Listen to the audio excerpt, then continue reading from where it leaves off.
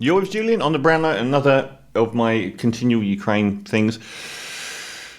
If you're feeling anxious about the impending nuclear holocaust, and back in the 1980s and the early 80s when I was a teenager, it was a real thing that World War III was potentially going to happen. Now, if there's one good thing to come out of the Russian invasion of Ukraine, it's proven that World War III is nearly impossible. They keep talking up, Putin, nuclear weapons, going to invade the rest of Europe. No, he isn't. He isn't at all. They're saying that he's going to try and reconstruct the Soviet Empire. Ukraine is not a NATO country and it isn't part of the EU. All of those other countries are. That would be an attack on the West. This is different. It's not an attack on the West. And you will have seen that studiously we will not send troops on the ground because we do not want to go into a war with Russia. If Russia attacks any of those other post-Soviet republics that are now members of NATO and of the European Union, that would be him attacking America. That is a very different thing. So there is no possibility of nuclear war here. There is no possibility of him trying to attack other post-Soviet republics that are now members of NATO. For all of Russia's military might, for a start, America still has by far the biggest military on earth, and if you throw in France and Britain, that isn't going to happen. It's just not going to happen. And no one wants it to happen. The guiding force in everything is money, and the disastrous effect on the global economy, if that happened, is too vast. They don't care about global politics. They want the money train to keep going. But our determination from America and Britain not to put troops on the ground in Ukraine has proven that it is virtually impossible for World War III to happen now, which is a good thing. And it might be the only good thing.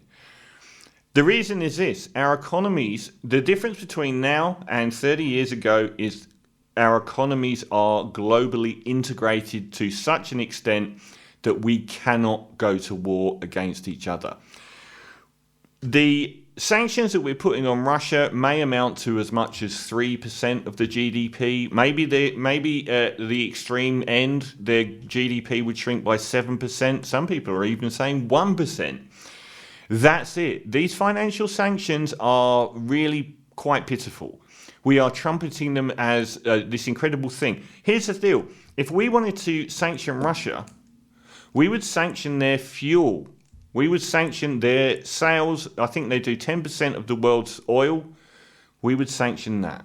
But we can't, because it will immediately and dramatically raise the cost of the petrol at the petrol pumps in America, Australia, and the UK. We can't do it. So the only meaningful sanctions we could use, which would affect the big money earners in Russia, we can't even do because we're hurting ourselves, and no one will wear that. Everyone knows that people may well support fighting Russia in Ukraine until it doubles the price of petrol, and then they won't anymore. So no one's going to do it. China is the same. No one can go to war against China, and China can't go to war against anyone else. China sells $500 billion of goods to America each year. America employs hundreds of thousands of Chinese in factories buying their goods. They can't fight. We can't fight Russia. The impact on the global economy is too big, and maybe that is a good thing. I guess the elephant in the room there is Taiwan, and I don't know what to say there. China now has a green light to invade Taiwan, which it may do, because it now understands that the West will not intervene. And we won't. That ship sailed. But one thing that the Chinese may notice is how destructively bad this is going for Putin, and they may not want to go down that road anymore.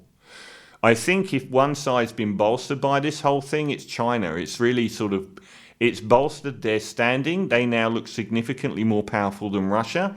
It's definitely weakened Putin's, and how that will play out in the long run. Whether he will be replaced or whether it will blow over. He is not a stupid man. I've seen people describing him as like Donald Trump. How idiotic is that? This is a very, very clever man. This is a chess-playing man. This is not someone who blunders into situations like our own Scott Morrison, Boris Johnson, or Donald Trump did. He knows the long games here. If he went into Ukraine, that was a very long time in the making. But it has proven that the Western world has no stomach for troops on the ground conflict with either Russia or China. And if any of us, and Russia would have done the same with us, Afghanistan was full of Russian troops for 10 years throughout the 1980s.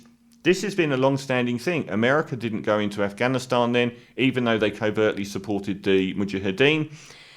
Once Russia had gone and the Taliban became problematic, America invaded Afghanistan, and there was never a hint of Russian troops going in to fight America. They want to avoid conflict. China will not fight America. America won't fight China. Same with Russia. So it has actually proven that there is some weird stability about all of this. Of course, wars don't always go to plan. The First World War being a case in point, where that got out from under control and ended up in a monumental history-making bloodbath. And those things are possible.